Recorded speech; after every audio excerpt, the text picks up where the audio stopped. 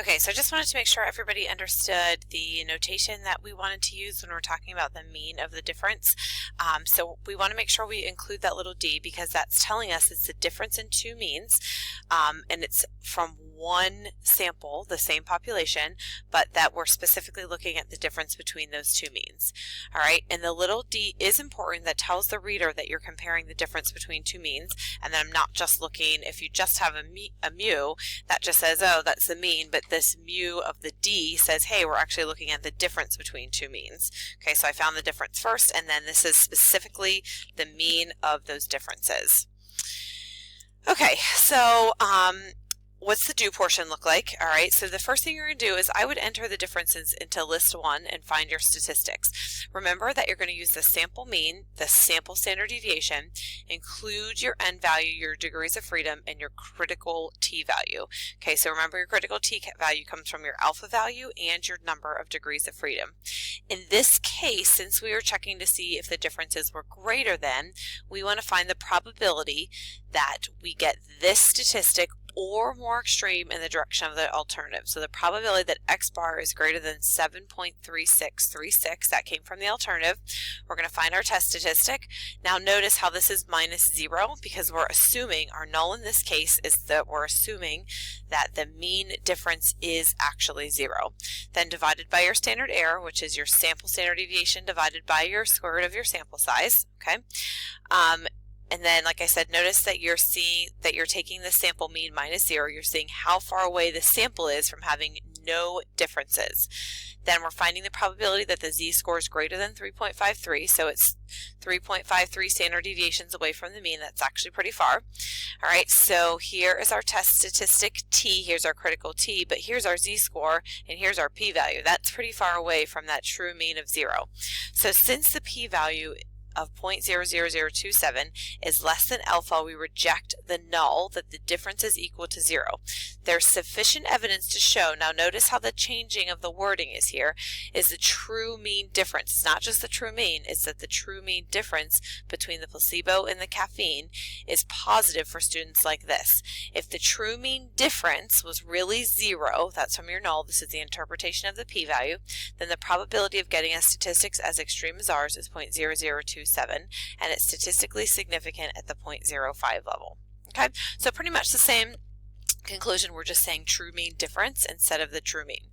All right, so go ahead and try this one on your own and check your answers on the next few slides. So listed below are the ages of 24 couples taken from marriage licenses that were filed in Cumberland County, Pennsylvania in June and July of 1983. So take a look at the question. Is there statistical evidence to suggest that husbands tend to be older than the wife at the 0.1 level? Okay, so you want to take a look at that question before you answer your make your alternative. Okay, so go ahead, hit pause and try this.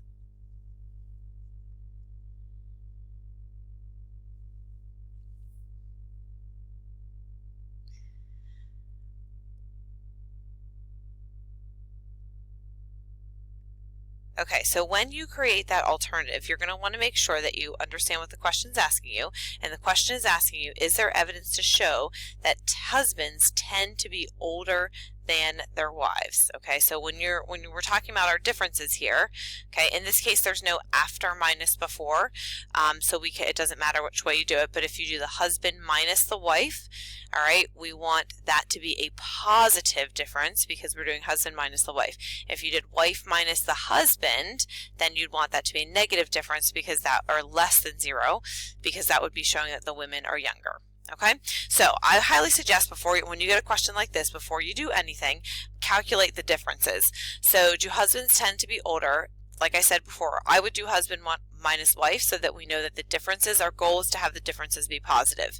All right, now the two highlighted boxes are the data that you want to use. Essentially, you can basically just cross off the rest. Okay, so because we're not going to use the husband and the wife now, we're just looking at the differences in their ages. We took husband minus wife, 3 years older, 7 years younger, 1 year older, exactly the same, 5 years older, 3 years older, 15 years older. Okay, so what does the step look like? We're testing to see if there's a difference in ages between husbands and wives at the 10% level. We're going to use a one sample matched pairs t-test, or you could say one sample t-test for mean, same thing. It's a simple random sample of 24 couples. Notice how it's still, each couple is independent of each other, but the husband and wife aren't really independent. They're like the same population because they're from the same household. So the population of couples, there's more than 240 couples.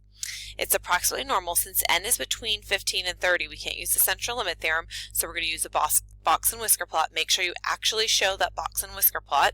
So you're going to say there are a few outliers, so we're going to proceed with caution. All right. So, but just remember that the T distribution is robust, so the actual capture rate is still pretty accurate because there's more area in the tails of the T distribution. Okay, and then just remember that this is the plot of the differences only. All right, here's my null. The null is always that the difference is equal to 0. Basically, they're same age. We're saying, hey, we think it's actually greater than 0. We think men are older than the women. And notice how this tells us what we're looking at, the differences between ages of husbands and wife. You can even say husband minus wife if that's easier. Here's all of my statistics that I got from the graphing calculator. Okay, our probability statement, probability that X bar is greater than 1.878, so 1.87 years older. What's the probability that they're 1.875 years older or older, that statistic or more extreme? Subtracting from 0 because the null is 0. How far away is it from 0? Okay. What's the probability that I get a test statistic that extreme or more extreme? Okay, now take a look at our p-value. Since our p-value is less than alpha, we reject the null. There is sufficient evidence to show that husbands really are older than wives. If the true mean difference of husbands minus wives was really 0, then the probability of getting a statistic as extreme as ours is 0.0344, and it is statistically significant. Okay, so this section is pretty much what you did with the last section. We're just adding that we're looking at the mean of the differences, we're finding the differences first, and then the wording in the conclusion. Okay, now this example, like I sort of talked about a little bit earlier, illustrates a paired comparison rather than a before and an after. One can control some of the variation in marriages by considering couples rather than individuals. So a less sensible design would be to look at the ages of 24 brides and a separate 24 husbands. One analyzes paired comparisons by analyzing the differences between specific couples. Okay, so in this case, the mean of the population of age differences is what you're going to make inferences about.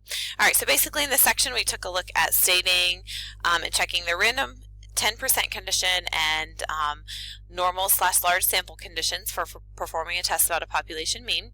We performed a test about a population mean using matched pairs. We didn't necessarily use a confidence interval to draw a conclusion for a two-sided test, but we did that in section 8.2, and you could do that also for matched pairs, same thing. And we performed a test of significance about a mean using paired data.